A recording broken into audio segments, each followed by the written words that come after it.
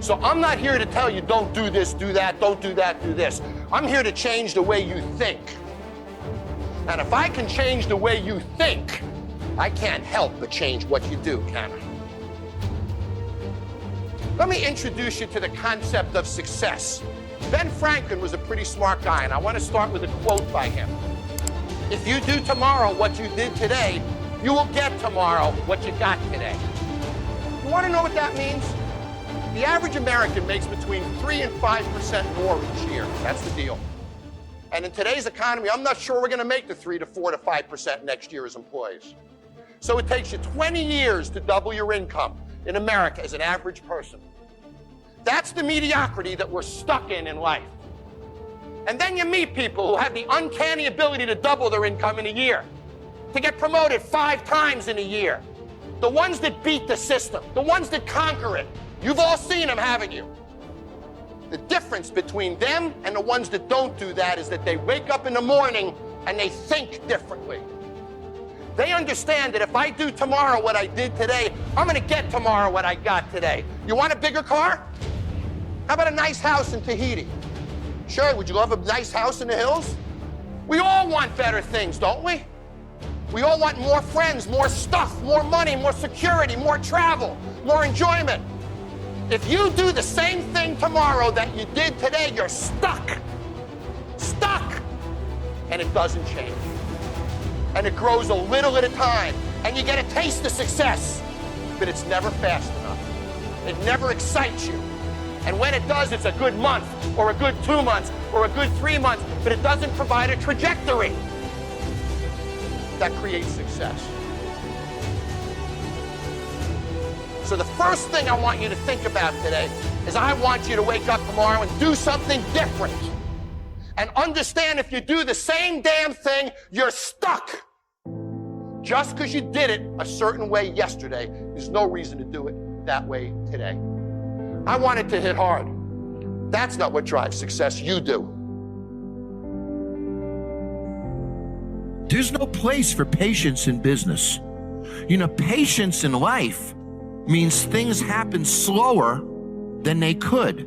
So if you're going to be on this planet for 70 years and things happen slower than they should, at the end of 70 years, you're going to have less, aren't you? Less experiences, less time, less money, less of everything. So let's all hurry up, man, and get more out of life. If you think your life is complete, then I suggest that you're an ass. Because tomorrow always has a great opportunity in it. Your life is not complete until you close your eyes. So when you say somebody who's in a job they hate would love to be able to do this, my comment is, why the hell are you in a job you hate? Don't you have the courage to leave it? So you're in a job you hate, you're doing nothing to change it, but you'd like better. Sometimes you have to do if they have mouths to feed. Sometimes I get it. But what were the things about you? Listen, we'd have to go over those specific cases, I think, and really get into each person to break them. But what do you think that were the things about you? One of it is you always had your eyes open to tomorrow and new opportunities. What were some of the other things as part of your personality? Because there aren't many people like you, but I've seen and I'm studying more and more people where amazing things are happening at 55 and 60 and putting them on life journeys that they never thought they were going to have. And I'm seeing that you guys have a lot of the similar attributes, but what do you think? What was it about you, John? Courage.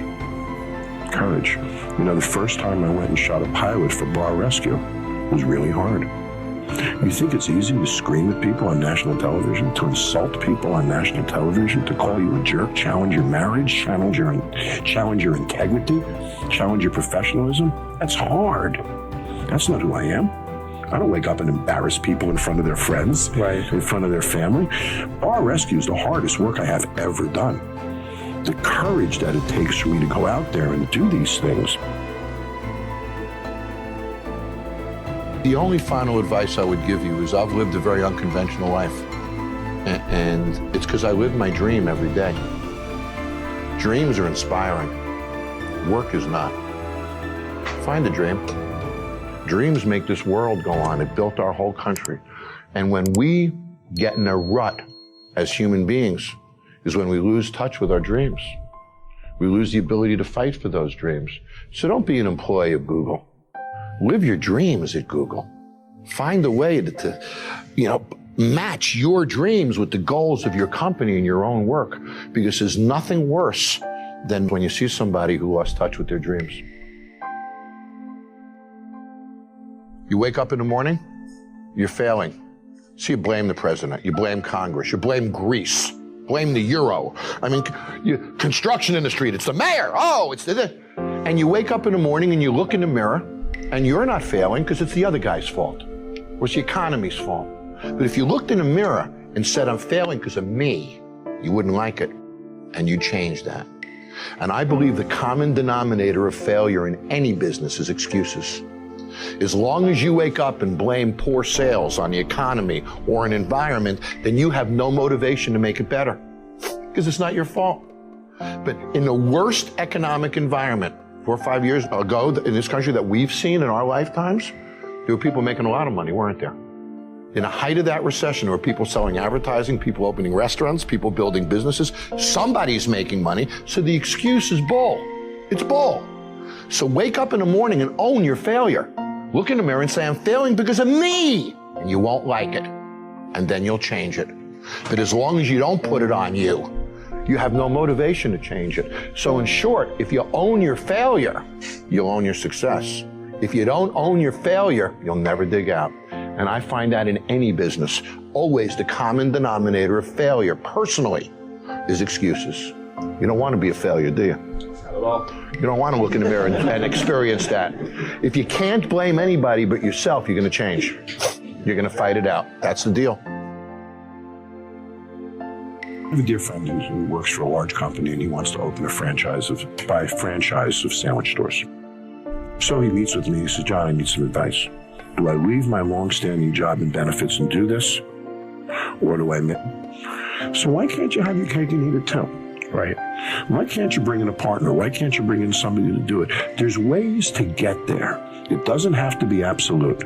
So if somebody wants to create a second career, create new opportunities in their life, figure out a way to do it without risking what you have, right? And if you want it enough, you'll figure it out. I BS'd my way into jobs that I didn't have the experience to do and pulled it off.